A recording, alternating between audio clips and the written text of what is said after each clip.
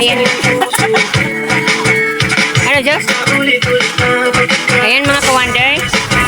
So, busy kami dito, mga ka-wonder. Ayan.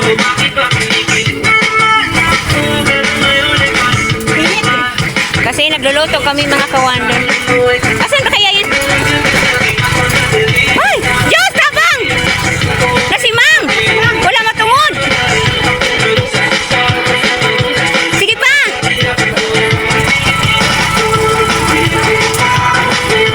Ayan, mga ka-wonder.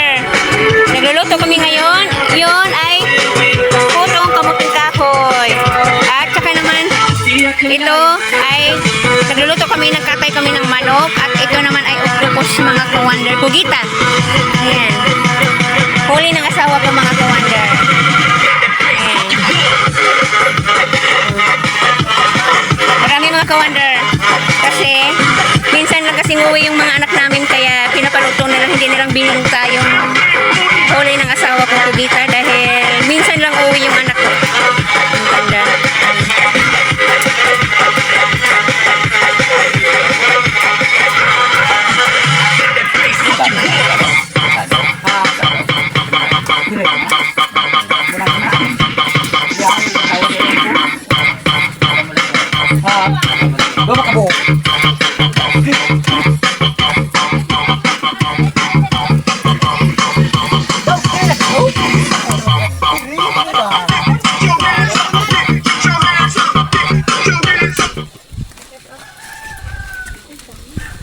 Yan, mga ka-wonder, putong kamuting kahoy.